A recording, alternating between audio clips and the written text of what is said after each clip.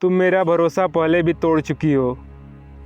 इससे पहले कि मेरी क्रोध की अग्नि में जलकर भस्म हो जाओ, चली जाओ यहाँ से। और आज से तुम महारानी नहीं बल्कि दासी कहलाओगी, और तुम बाकी दासियों के साथ बगीचे में कौवा हाँकोगी, और सभी लोग तुम्हें कौवा हकनी कहकर बुलाएंगे। राजा के कहने पर रानी को दासी बना दिया जाता है और वह बगीचे की देखभाल करने लगी और सभी लोग उन्हें कौवा हकनी बुलाने लगे।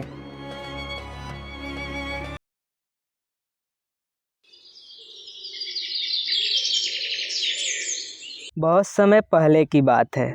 किसी राज्य में एक राजा रहते थे। राजा बहुत ही पराक्रमी और दयालु थे। उनके पास धन दौलत, मान सम्मान की कोई कमी नहीं थी। कमी थी तो बस एक चीज़ की कि उनकी कोई संतान नहीं थी, जिसकी वजह से वह अक्सर उदास रहा करते थे। पता नहीं कौन से जन्म का पाप किया है मैंने, जो हमें पिता बनने का सौभाग्य प्राप्त नहीं होता है। हमारी आंखों के सामने अंधेरा छा जाता है जब मैं सोचता हूँ कि हमारे बाद इस विशाल राज्य का उत्तराधिकारी कौन होगा। महाराज, भाग के आगे किसी का भी बस नहीं चलता। शायद यही ईश्वर की इच्छा है, हमें इसे स्वीकार करना होगा। महारानी, बात सिर्फ हमारे पिता बनने की नहीं है। चिंता की बात यह है कि हमारे बाद इस राज्य की सुरक्षा की जिम्मेदारी कौन उठाएगा। हमारी भोली प्रजा किसे अपना राजा बुलाएगी। आप चिंता ना कीजिए महाराज, ईश्वर ने चाहा तो सब ठीक हो जाएगा। यह चिंता राजा को दिन प्रतिदिन खाए जा रही थी। उसे समझ नहीं आ रहा था कि आखिर वह इस समस्या का हल कैसे निकाले। अंत में परेशान होकर राजा ने दूसरा विवाह करने की सोची। वह मंत्री के पास गया और बोला, मंत्री जी, मैंने आपको यहाँ एक महत्वपूर्ण विषय पर चर्चा करने के लिए बुलाया है। जैसा कि आप जानते हैं, मेरा कोई उत्तराधिकारी नहीं है। यह चिंता मुझे हर पल सताती रहती है। इसलिए मैंने इस राज्य के भविष्य के लिए दूसरा विवाह करने का निर्णय किया है। महाराज महाराज महाराज महाराज, यह निर्णय लेना आपके लिए कितना कठिन होगा, मैं समझ सकता हूँ, लेकिन यह हमारे राज्य के भविष्य के लिए बहुत ज़रूरी है। मैं आपके इस निर्णय का सम्मान करता हूँ। प्रजा भी यही चाहती है। मंत्री जी, मुझे बहुत खुशी हुई यह जानकर कि आप हमारे निर्णय के साथ हैं। परंतु महाराज, आपको यह बात महारानी को बता देनी चाहिए। वह इस राज्य की पहली रानी है। कहीं उनके मन में ईर्ष्या या सुरक्षा का भाव न उत्पन्न हो जाए। यह कदम आपको सोच समझकर उठाना चाहिए महाराज। आप ठीक कहते हैं मंत्री जी। मैं रानी से इस बारे में अवश्य बात करूंगा। मंत्री राजा की बात से सहमत हो जाता है, लेकिन वह सलाह देता है कि इस विषय पर रानी से बात कर लेना सही रहेगा। मंत्री की बात मानकर राजा रानी के पास जाता है। महारानी, जैसा कि आप जानती हैं कि मैं कितने वर्षों से संतान सुख के लिए प्रतीक्षा कर रहा हूँ, पर नियति ने हमें अब तक यह सुख नहीं दिया। इसलिए मुझे लगता है कि अब समय आ गया है कि मैं दूसरा विवाह करूं, ताकि राज्य को उसका वारिस मिल सके। यह सुनकर रानी का हृदय ईर्ष्या और जलन से भर जाता है, लेकिन वह राजा के बात को मना भी नहीं कर सकती थी। कुछ देर सोचने के बाद वह राजा से बोली, महाराज, आपके निर्णय पे प्रश्न उठाना मेरा धर्म नहीं है। अगर ये राज्य और आपकी इच्छा के लिए सही है तो मैं इसकी अनुमति देती हूँ। राजा रानी के समर्थन से बहुत खुश हुए। उन्हें लगा कि रानी का हृदय बहुत बड़ा है, पर उन्हें नहीं पता था कि रानी के हृदय में ईर्ष्या और द्वेष ने घर कर लिया है। जिस रानी के वजह से वह आज इतना खुश हो रहे हैं, वही रानी उनकी ज़िंदगी में ऐसा भूचाल लाएगी जो न सिर्फ महल बल्कि पूरे राज्य को तहस नहस कर देगी। रानी से बात करके राजा वहाँ से चले जाते हैं। मूर्ख राजा, तुम्हें क्या लगा मैं तुम्हारे फैसले से खुश हूँ? मैं इतने सालों से तुम्हारी रानी रही हूँ और अब तुम मुझे दरकिनार करके किसी और के साथ संतान सुख पाना चाहते हो। मैं ऐसा हरगिज़ नहीं होने दूंगी। तुमने अपने राजपाट के लिए मेरे प्यार को नज़रअंदाज किया। अब मैं तुम्हारी खुशी को तुम्हारी आंखों के सामने राख बना दूंगी। तुम्हारा नया परिवार, तुम्हारा नया उत्तराधिकारी, कोई नहीं बचेगा। मैं सब कुछ जलाकर राख कर दूंगी। राजा का दूसरा विवाह पूरे धूमधाम से हुआ। राजकुमारी अपनी सुंदरता और अच्छे स्वभाव से जल्द ही सबकी चहेती बन गई। पूरे महल में खुशी का माहौल था। और फिर वो दिन आया जिसका राजा को इतने सालों से इंतज़ार था। महल में खुशखबरी आई कि दूसरी रानी गर्भवती हैं। यह सुनते ही राजा के खुशी का ठिकाना नहीं रहा। उन्होंने पूरे राज्य में जश्न का ऐलान कर दिया। प्रजा भी बहुत खुश थी क्योंकि अब उनके राज्य को नया उत्तराधिकारी मिलने वाला था। एक तरफ जहां पूरा महल खुशियों से झूम रहा था, वहीं दूसरी तरफ पहली रानी जलन की आग में जली जा रही थी। वह अपनी दासी को बुलाती हैं और कहती हैं, देख रही हो मंत्रा, राजा ने दूसरा विवाह कर लिया और अब उस कुलमोही को बच्चा भी होने वाला है। अगर उसे संतान हुई तो मेरा क्या होगा? सोचा है कभी? हमारा मान सम्मान, हमारा अस्तित्व, सब कुछ इस महल में खत्म हो जाएगा और राजा भी उसे ही प्यार करने लगेंगे। रानी साहिबा, आप इतनी चिंता क्यों करती हैं? हम ऐसा षड्यंत्र रचेंगे कि दूसरी रानी की संतान कभी यह दुनिया नहीं देख पाएगी। यह सुनकर रानी सोच में पड़ जाती है और वह दासी से पूछती है, क्यों? ऐसा क्या करोगी तुम? तब दासी कहती है, महारानी, जब उस कुलमोही को संतान होगी, हम उसे नगर के बाहर तालाब में फेंकवा देंगे और किसी को कानों कान खबर भी नहीं होगी। तुम सच कहती हो? हम रानी को बच्चा होते ही मार देंगे।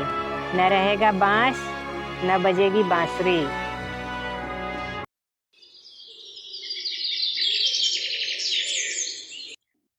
अगले दिन गर्भवती रानी का स्वास्थ्य भी कुछ ठीक नहीं रहता था। उन्हें अक्सर बेचैनी और घबराहट महसूस होती थी। यह देखकर राजा भी चिंतित हो गए। वह रानी से बोले, रानी साहिबा, आप इतनी परेशान क्यों लग रही हैं? आपका चेहरा उतरा हुआ है। क्या आपको कोई तकलीफ है? नहीं महाराज, ऐसी कोई खास बात नहीं है। बस कभी कभी घबराहट होती है। मुझे डर लगता है कहीं मेरे बच्चे को कुछ हो न जाए। यह सोचकर मन शांत नहीं रहता है। आप चिंता मत करिए महारानी, मैं हमेशा आपके साथ हूँ। आप और हमारा बच्चा दोनों मेरे लिए सबसे ज़्यादा महत्वपूर्ण है। इतना कहकर राजा दरवाजे पर एक घंटी बांधते हैं और रानी से कहते हैं, महारानी, आपकी सभी समस्याओं का समाधान यह घंटी है। जब भी आपको कोई परेशानी हो या कोई संकट आए, बस ये घंटी बजा देना। मैं कोई भी काम कर रहा होऊंगा, सब कुछ छोड़कर आपके पास चला आऊँगा। राजा की बात सुनकर रानी के मन को शांति मिलती है। इधर दरवाजे के बाहर दासी राजा और रानी की सारी बातें सुन रही थी और वह पहली रानी से मिलकर षड्यंत्र बनाती है। अगले दिन दासी दूसरी रानी के कमरे में जाती है और उनसे कहती है, महारानी, महारानी, राजा ने तो आपसे कह दिया कि वह घंटी बजाने पर सब काम छोड़कर आ जाएंगे, लेकिन क्या सच में आएंगे?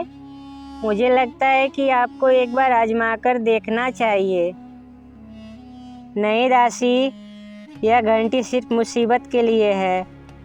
राजा पर हमें पूरा भरोसा है, वह घंटी बजाते ही जरूर आ जाएंगे। तब दासी कहती है, माफ़ कीजिए महारानी, पर मेरा मतलब ये नहीं था। मैं तो बस इतना कहना चाहती हूँ कि आपको एक बार परख लेना चाहिए कि महाराज का वादा कितना सच्चा है। अगर आप आजमा कर देखेंगी तो आपको यकीन हो जाएगा कि आप पूरी तरह सुरक्षित हैं। ठीक है, तुम सही कह रही हो, लेकिन मैं घंटी सिर्फ एक बार बजाऊंगी, फिर तुम मुझे दोबारा घंटी बजाने को मत कहना। दासी के बहकावे में आकर रानी ने घंटी बजा दी। घंटी की आवाज़ जैसे ही राजा के कानों तक पहुंची, उन्होंने बिना एक पल भी गंवाए अपना दरबार छोड़ दिया और रानी की कक्ष की ओर भागे। रानी के पास पहुंचकर राजा हाँकते हुए बोले, क्या हुआ महारानी, सब ठीक तो है? आपने घंटी क्यों बजाई? क्या आपको कोई परेशानी है? राजा को इतना परेशान देखकर रानी थोड़ा घबरा जाती हैं और वह राजा से कहती हैं, नहीं महाराज, मुझे कोई परेशानी नहीं है। मैं तो बस आजमाना चाहती थी कि क्या आप सच में सारा काम छोड़कर आते हैं या नहीं। मुझे इस तरह परेशान करना आपको शोभा नहीं देता महारानी। यह घंटी मैंने केवल गंभीर परिस्थितियों के लिए बनाई थी। आपने हमारा कीमती समय बर्बाद कर दिया है। इतना कहकर राजा निराश होकर वहाँ से चले जाते हैं। राजा के जाने के बाद रानी उदास थीं। उन्हें अपने गलती पर पछतावा हो रहा था। ठीक उसी समय दासी फिर से उनके पास आती है और कहती है, क्या हुआ रानी साहिबा, आप इतनी उदास क्यों हैं? क्या महाराज ने आपको कुछ बोला था? हाँ मंथरा, मुझे बहुत बुरा लग रहा है। मैंने उनका भरोसा तोड़ा है। मुझे ऐसा नहीं करना चाहिए था। महारानी, मैं तो कहती हूँ कि आपको एक बार और घंटी बजाकर देख लेना चाहिए। क्या? यह क्या कह रही हो तुम? राजा पहले ही नाराज है। मैं ऐसा दोबारा नहीं कर सकती। तब दासी कहती है, महारानी, महारानी, आप बहुत ही भोली हैं। अरे राजा साहब तो आपके ही हैं और आप उन पर हक जता सकती हैं। माना कि महाराज थोड़ा गुस्सा हो गए, लेकिन अगर आपने एक बार और घंटी बजाई तो यह भी पता चल जाएगा कि महाराज आपसे गुस्से में कितना प्यार करते हैं। दासी के कहने पर रानी ने एक बार फिर घंटी बजा दी। जैसे ही घंटी की आवाज़ राजा को सुनाई दी, वह रानी के कमरे में भागे चले आए। कमरे में आकर देखा तो सब कुछ ठीक था और रानी चुपचाप खड़ी थी। रानी को देखकर राजा क्रोध में बोले, महारानी, आपने मेरे भरोसे को दोबारा तोड़ दिया है। मेरा वादा सिर्फ मुसीबत के लिए था, इन बचकानी हरकतों के लिए नहीं। मेरे पास राज्य के और भी बहुत काम हैं। मेरी बात आप ध्यान से सुन लीजिए। अगर आपने दोबारा घंटी बजाई तो मैं वापस नहीं आऊँगा। मेरे लिए आपका भरोसा खत्म हो चुका है। इतना कहकर महाराज वहाँ से चले गए।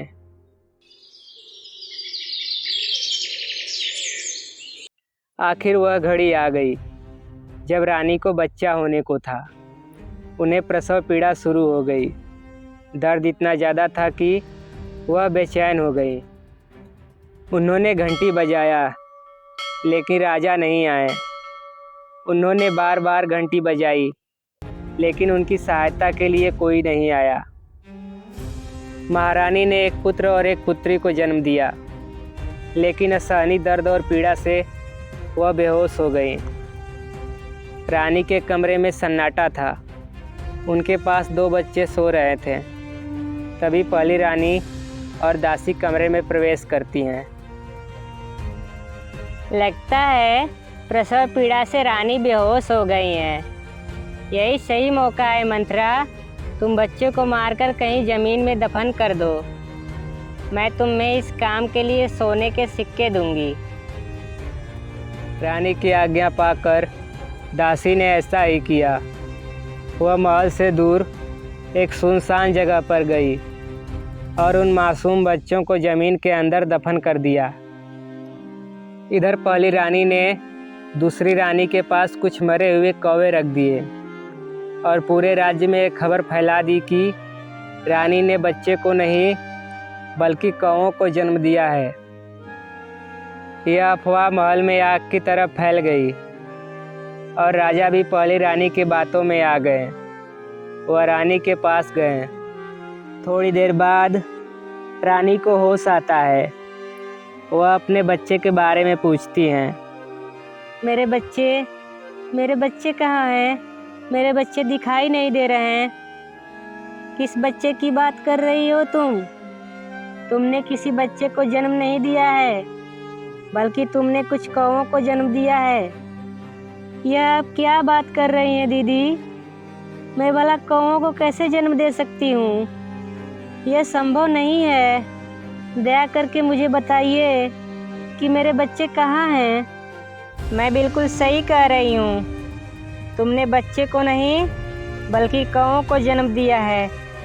भरोसा नहीं होता तो महाराज से खुद पूछ लो। महाराज, यह दीदी भला क्या कह रही हैं? भला एक इंसान कौवों को कैसे जन्म दे सकता है? तब राजा क्रोधित आवाज में बोलता है। महारानी, पहली रानी बिल्कुल सच कह रही हैं। तुमने कोई बच्चे को जन्म नहीं दिया है, तुमने कौवों को जन्म दिया है। और ऐसा करके तुमने मुझे पूरे राज्य में शर्मिंदा किया है। अब मैं भला लोगों को क्या मुंह दिखाऊंगा कि मैं एक कौवे का बाप हूँ। तुम्हारी वजह से लोग मेरा मजाक उड़ाएंगे। नहीं महाराज, दीदी झूठ बोल रही हैं। मेरी बात का भरोसा कीजिए। अब बस भी करो। तुम मेरा भरोसा पहले भी तोड़ चुकी हो। इससे पहले कि मेरी क्रोध की अग्नि में जलकर भस्म हो जाओ, चली जाओ यहाँ से। और आज से तुम महारानी नहीं बल्कि दासी कहलाओगी। और तुम बाकी दासियों के साथ बगीचे में कौवा हकोगी और सभी लोग तुम्हें कौवा हकनी कहकर बुलाएंगे। राजा के कहने पर रानी को दासी बना दिया जाता है और वह बगीचे की देखभाल करने लगी और सभी लोग उन्हें कौवा हकनी बुलाने लगे।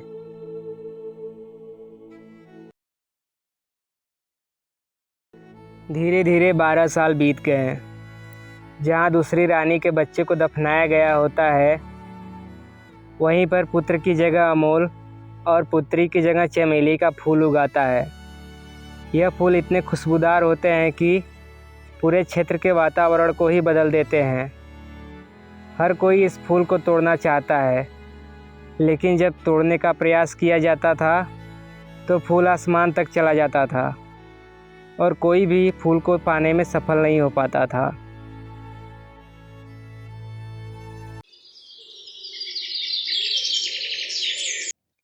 एक दिन की बात है। महाराज अपने बगीचे में टहल रहे थे। तभी एक पंछी उस फूल को तोड़कर राजा के पास गिरा देता है। फूल की खुशबू में राजा भाव विभोर हो जाते हैं। अरे वाह वाह वाह, कितना खुशबूदार फूल है यह। ऐसा अद्भुत फूल मैंने आज तक नहीं देखा। सच में इस फूल ने तो हमें मंत्रमुग्ध कर दिया है। ऐसा लगता है इस फूल की खुशबू सीधे स्वर्ग से आ रही है। पर यह है कहाँ का? यह मेरे बगीचे का तो नहीं लग रहा है। राजा अपने मंत्रियों और दरबारियों को बुलाता है और कहता है, सभी लोग मेरी बात को ध्यान से सुनिए। इस फूल ने हमें ललाहित कर दिया है। मैं इसे अपने पास रखना चाहता हूँ, लेकिन दुर्भाग्यवश यह मेरे बगीचे का नहीं है। इसलिए मैं ऐलान करता हूँ कि जो कोई भी इस फूल को लाएगा, मैं उसे अपना आधा राजपाट दे दूँगा। राजा की बात सुनकर सभी मंत्री, सैनिक और दरबारी उस फूल के पास जाते हैं और जैसे ही वह फूल तोड़ने का प्रयास करते हैं, वह अमोल और चमेली का फूल आसमान में चला जाता है और सभी लोग निराश होकर लौट आते हैं। क्या हुआ मंत्री जी? आप क्यों खाली हाथ लौट आए? इतनी सिपाहियों के बावजूद आप लोग एक फूल नहीं तोड़ सकते? तब मंत्री कहता है, महाराज, यह कोई सामान्य फूल नहीं है। हमने जैसे ही फूल तोड़ने की कोशिश की, वह फूल ऊपर चला गया और उस फूल से बच्चों की बोलने की आवाज़ आ रही थी। क्या बकवास कर रहे हैं आप? फूल से भला आवाज़ कैसे आ सकती है?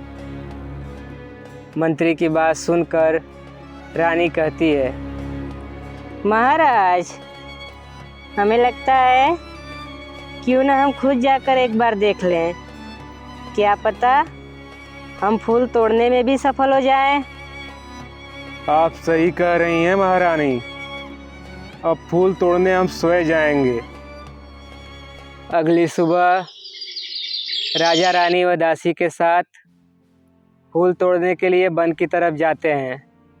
परंतु जैसे ही वह पेड़ के पास पहुंचते हैं, पेड़ से आवाज़ आती है, भैया, पिताजी हमारा फूल तोड़ने आए हैं। उनके साथ बड़ी माता और दासी मंथरा भी हैं।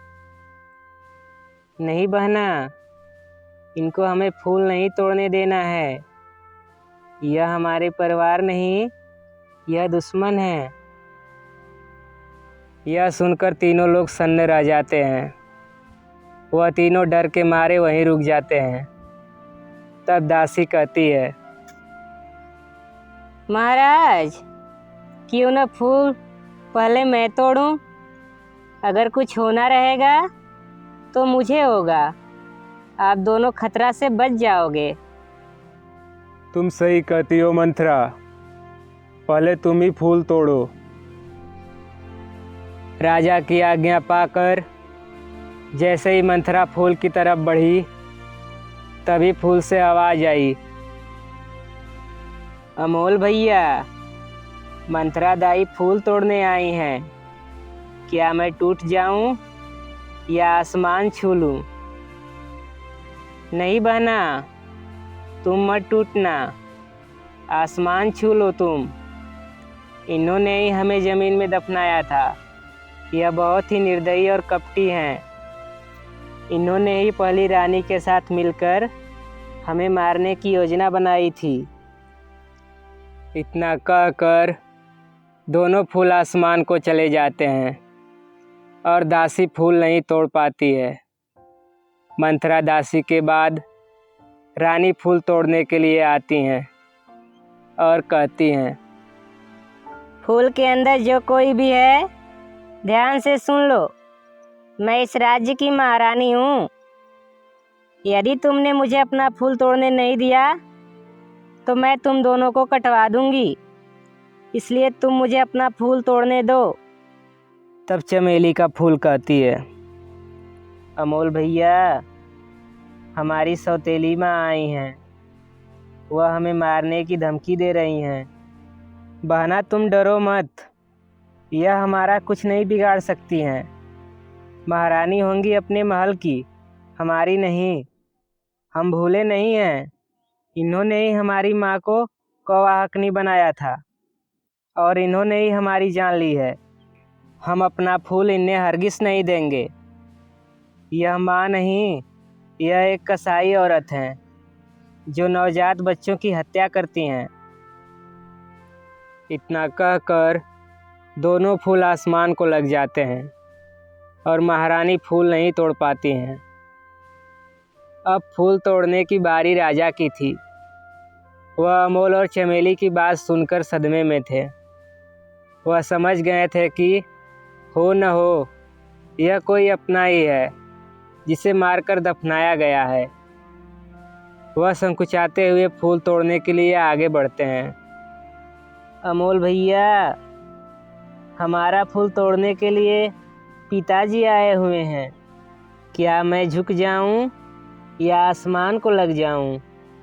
तब अमोल का फूल कहता है, नहीं बहना, लग जा आकाश। यह एक मूर्ख राजा हैं। क्या इन्हें नहीं पता कि एक इंसान के गर्भ से भला कौवा कैसे पैदा होगा? लेकिन यह भी पहली रानी के बहकाव में आ गए और मान लिया कि हमारी माता ने कौवे को ही जन्म दिया होगा। और तो और इन्होंने ही हमारी माँ को बाग से कौवा हाँकने का आदेश दिया था। यह पिता कहलाने लायक नहीं है। इतना कहकर दोनों फूल आसमान को लग जाते हैं और राजा फूल नहीं तोड़ पाते हैं। तभी वहाँ मंत्री के साथ कौवा हकनी रानी आ जाती हैं। उसको देखकर पहली रानी कहती हैं, क्यों मंत्री जी, इसको लेकर यहाँ क्यों आए? महारानी, फूल तोड़ने की बात सुनकर यह भी अचंभित थी और यह भी फूल तोड़ना चाहती थी, इसीलिए इसको लेकर यहाँ आ गए। तो अब यह कौवा हाँकने वाली भी फूल तोड़ेगी? जब यह काम हम महारानी से नहीं हुआ तो इससे क्या होगा? महारानी, अगर यह इतना कह रही है तो इसे एक मौका जरूर मिलना चाहिए। मंत्री की बात सुनकर राजा कहते हैं, ठीक है, यदि तुम कहते हो तो इसे एक मौका दे देते हैं। कौवा हकनी रानी जैसे ही फूल तोड़ने के लिए गई, तभी फूल से आवाज़ आई, भैया, हमारा फूल तोड़ने हमारी माँ आई हैं। क्या मैं टूट जाऊं या आसमान को चली जाऊं? नहीं बहना, झुक जा। यह हमारी माँ है, हमें इनका आदर करना चाहिए। इतना कहकर दोनों फूल झुक जाते हैं और दूसरी रानी के आंचल में जा गिरते हैं।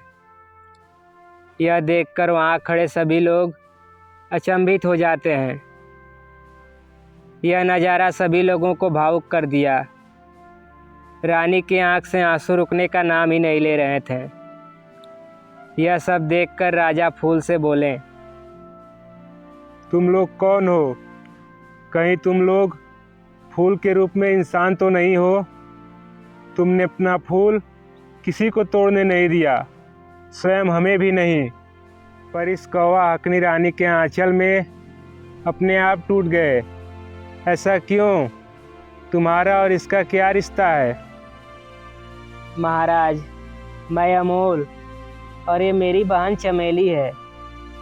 हम दोनों आप ही की संतान हैं।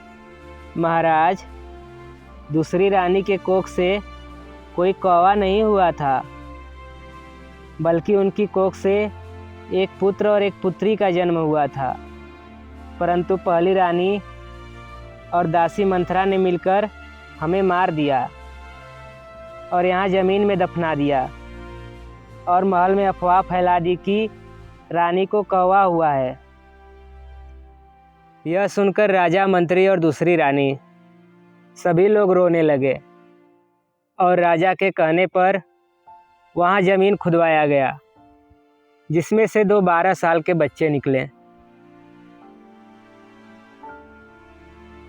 मंत्री जी, अभी मैं आदेश देता हूँ, इस पहली रानी और उसकी दासी मंथरा को मौत की सज़ा दी जाए। इन्होंने 2 मासूमों की जान ली है और दूसरी रानी को बहुत कष्ट पहुंचाया है। यह क्षमा की योग्य नहीं है। राजा के कहने पर दासी और रानी को मौत की सज़ा दी गई और राजा अपनी दूसरी रानी और अपने बच्चों के साथ खुशी खुशी रहने लगे। किसी ने सच ही कहा है, जैसी करनी वैसी भरनी।